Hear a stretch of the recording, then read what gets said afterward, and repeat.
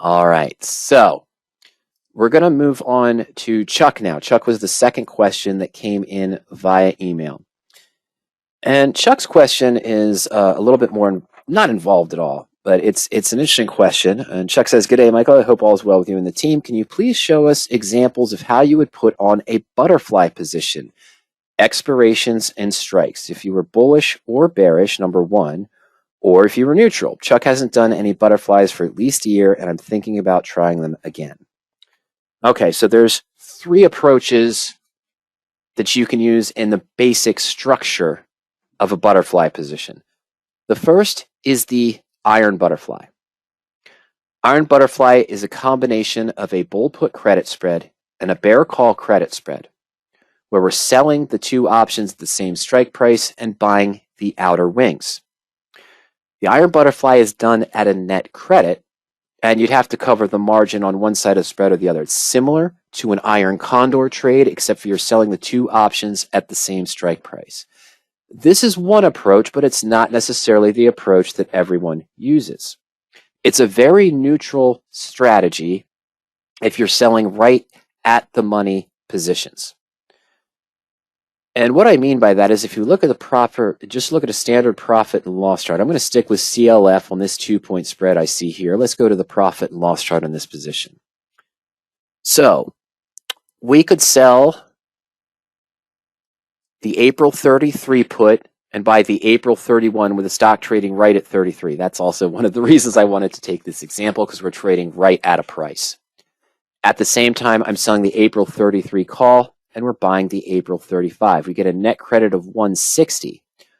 But just like the iron condor, unless I mismanage this trade or overmanage the trade, I can only lose on one side or the other on these positions. I can only lose to the bull put side, or I can only lose to the bear call side. Can't lose on both. So normally, just like an iron condor, your broker will only charge you the margin requirement for one side or the other. So effectively, I only have to put up $2 for this trade for the potential to make the full profit of $160.50. So my max risk is only $40. The risk reward on butterflies looks very attractive. I have to admit that. They always do. But the problem is, after extensive testing, this is not a strategy that you just put on and typically walk away from. It's going to require management, specifically with the iron butterfly approach here, we have two credit spreads. Why is that? It's because one side of the spread is going to have to be managed, no matter what. This stock is not going to be trading right at $33 on April 14th expiration. You guys can call me out on that if it is. We'll check CLF later on April 14th to see if the stock is trading right at 33. We'll put this in the portfolio and then we'll check it there on the April 14th session. But there is very small chance, less than 0.2% probability that the stock's going to be trading right at 33 where you're going to make the maximum profit. The stock is going to move up and move down. It's going to be trading somewhere at expiration. But even before then, it's going to be fluctuating a lot. It's going to move up and down. We're in a very uncertain market. Yeah, we've got a great wide range of profitability. Okay, it's only 3 points, but that's technically 10%. You know, we're close to 7% in both directions, but a total of about a 10% from on the current stock price range. We're about $3.30 profitability range over the next 20 days. That's pretty respectable. What we've seen in testing, however, is that, yeah, you're at 0.1, 0.2% here. It falls here maybe 1 or 2% of the time. Falls here maybe 4 or 5% of the time. Falls here maybe 20% of the time. It falls here, small profit or small loss, maybe 40 to 50% of the time. Falls in this range, maybe another 10% or so. And, you know, you go to the outside wings. In normal market conditions, maybe 4 or 5% of the time. This is uncertain market conditions, however, so it's very hard to gauge. Now, Chuck, I know you know that. You're planning on managing these positions. Well, I mentioned there's 3 ways to trade it. This is the iron butterfly. You could do an all-call butterfly or an all-put butterfly as well. These would be done at a debit. And with the all-call butterfly, instead of doing our bull-put credit spread at 33 and 31, I do a bull call debit spread combined with the bear call credit spread on this side. Have probably the same risk reward profile. On the put side, we would do a bear put debit spread up here, selling the 33 put, buying the 35, combined with the bull put credit spread. And you just have to change to the parity trade if you want to do all call or all put. But the risk reward should be similar, barring any wide bid-ask spread variance on the call side or on the put side for that debit spread. So, taking your second question first, Chuck, this is how I would build a neutral position, whether I'm using all call, all put, or the iron butterfly. We're selling right at the money to maximize the time value, the ATM bell curve. The wings to the outside, well, you'd want to decide what strikes apart you wanted to do. I would typically do the same thing on an iron butterfly, as I would with a bull put credit spread. I'd want to be 2, 2.5, 5 points apart, perhaps, and I'd be going, as you know, 10, 14, 20 days out in time with an iron butterfly to maximize the credit. I want to get the credit and the decay in my favor quickly and try to maximize my annualized percentage return. Just as we talked about a moment ago with the bull call debit spreads, that if I'm more bullish in the market, then I might want to do one of those at or out of the money bull call debit spreads. But I also want to extend the time. I want to go 30, 45, maybe 60 days out in time. If you're thinking about a bullish butterfly, then what we would do is move the strikes this way a little bit so that we have a skewed position that might have a higher risk reward in this case, lower probability that we're going to be right here, of course, because the stock needs to now move up to that price and stay there. But I also want to go that 45, 60 days out of time to give me more time for the stock to move in that direction. Now, you could do this with an iron butterfly as well. It doesn't have to be an all-call butterfly if you're bullish. I could do an all-put butterfly and skew it to the higher strikes, and it would still be considered a bullish butterfly. Let's take a look. We're going to go 45, 50 days out in time, what we have available here. I like it. May 20th, standard expiration, 56 days out in time. Stock's trading right at 33. I'm going to first do an all-call butterfly. So a 10% move in 60 days. It's pretty bullish in an uncertain market, but let's say that's our target. We could use the 35. It's not as high. It's about the 6% out of the money in this case. But we're going to go ahead and use that 10%, close to that 10%. We're going to use the 36 call. I'm going to keep my 2-point spreads. What are we going to do? We're going to sell 2 36 calls at the same strike. I'm going to buy a 34 call. So this is one part, 1 36 call sold, 1 34 call bought. That's a out of the money bull call debit spread. And then we'll do the 38 call on the other side to complete the bear call. So we're at the 36. We're going to sell 2 and buy 1 of the corresponding wings. This is a standard all-call butterfly. The return goes up a little bit more, doesn't it? We went up to 83. We still have the $2 strike difference, but we paid a debit now of $17.50 because we now have a debit spread on this side. That 36, 34 bull call debit spread here. We got $4.23 for the sold. I'm sorry, we got $2.12 for the sold, and we bought this at $2.82. So we paid a debit there of about 70 cents. And on this side, we got a credit of about $1.30 on the bear call side. No, I'm sorry. We got a credit of 60 cents there. So the debit is small. It's only $17.50. That's the maximum loss. Great return because the max profit's $182.50. Profit range still 3 points, but look at the profit range here with the bullish skew, Chuck. The potential profit, yes, at expiration, but the potential profit doesn't kick in till 34.17. We need a $1.17 movement until we get into our profit range here on that position. We're skewed to the bullish side. We're expecting a movement upwards, 35, 36, and we're looking pretty good if we get into that range. And we've given ourselves time for the stock to move in our direction. What are some of the issues with this position? As you see from the profit and loss chart here at the halfway point, that curved red line, it's not so much curved. Well, Those of you who've traded debit spreads before know that if you trade an at or out of the money debit spread, and this here is our debit spread, that 36 sold, 34 bought. As the stock moves up, the value of this option we bought is going to increase, and as it goes in the money, it's going to start increasing faster with a higher delta than this one is losing. But now here's the problem. As the stock's moving up, that second call we sold is also gaining, countering the gain here on our deeper in the money long call. And this little long call is still getting some increase in price as the stock is moving up as well. So that's why at the halfway point, we're seeing that straight line profit and loss chart, because although the debit spread is gaining as the stock is moving up, this extra short call is gaining too to counter that. And this one's only gaining a little bit as it's deeper out of the money. But this is the skew you would use in a bullish. You could set up an iron butterfly this way, but don't do that.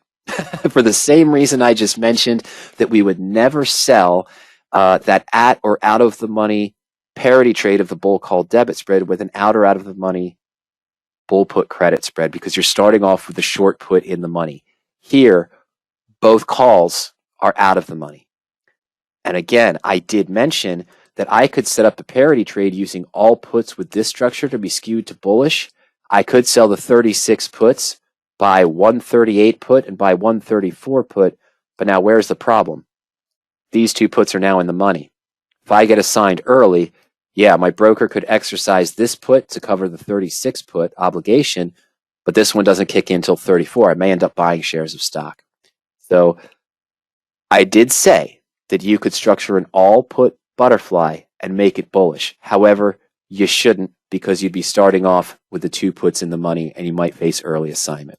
Use the all call structure. You could use the iron butterfly, but I wouldn't recommend that either, because again, the short puts in the money. Am I saying that this is the structure that you should use, that you should target near 10% movement going 50, 60, 45, I should say 60 or 75 days at a time? No, Chuck, that's not what I'm saying. I'm just saying that if your sentiment was that we were going to be bullish, the stock that you have is going to move up 5 to 8% in the next 30 days, pick the strike that's 5 to 8% or so away from the strike. If you're 10 to 12% bullish on it, pick the strike for the sold calls here that are 10 to 12% above the short call strike price. Again, just like in a credit spread, bull put credit spread, I'd like to go, I don't want to use a 1 point difference personally. I don't want to use the 50-cent difference even if it's available. I like to go 2, 2.5, maybe 5 points apart. You could run different scenarios to see which one best suits your target goals with the different spread positions. Bearish, now that we've covered all that, we would do the all put butterfly. Now let's say that our expectation is in the next 56 days to May expiration, we feel that CLF has the potential to drop down 3 points, about 10% to 30. What are we going to do? We're going to sell 230 puts, buy 28 puts, so that'll be the bull put credit spread. 128 put bought, 130 put sold. And then we'll buy the 32 put here, so that's out of the money now. I'm sorry, it's still out of the money, but that's completing our bear put debit spread with the 132 put bought and the lower strike 30 put sold. So sell 2 of our further out of the money 30, buy 1, further out of the money 28, buy 1, not so much out of the money 32 strike. This will skew us to a bearish position.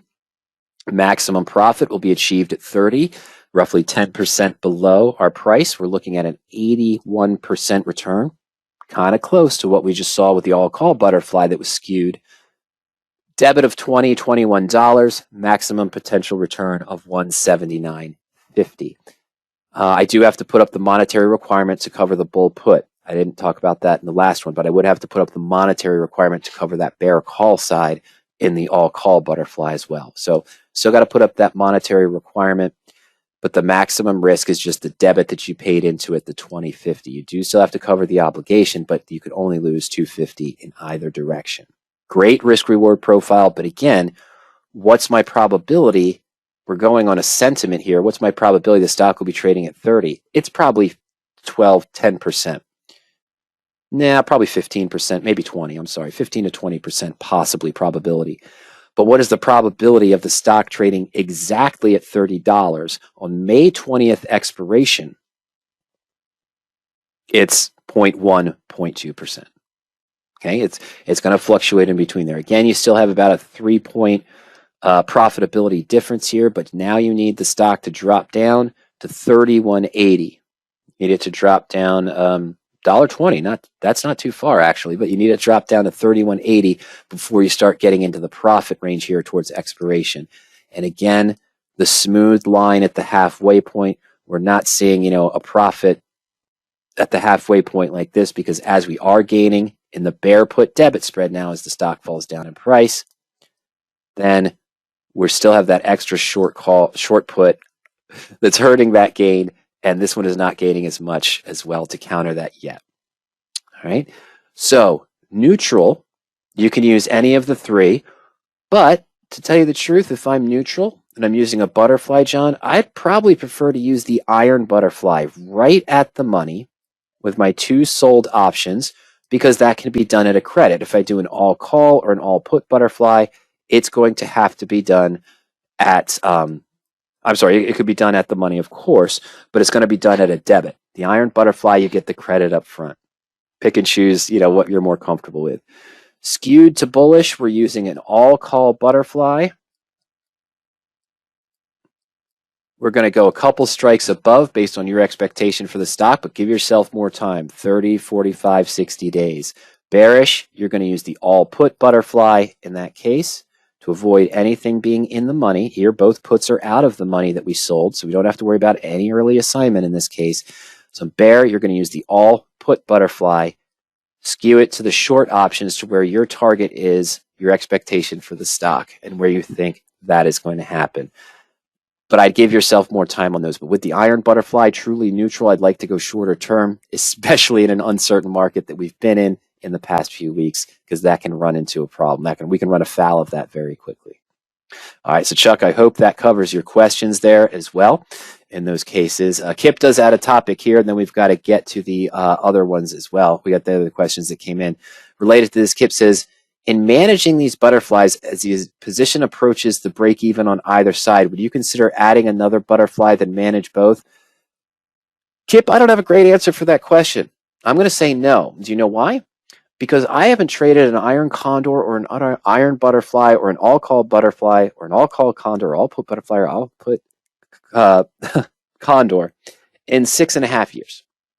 With the direction that the market was moving, that was more bullish up until what happened in 2020. Then we had that recovery. And then what we saw in the 2 Septembers and then January and February of this year, I was just focusing on the bull put credit spreads.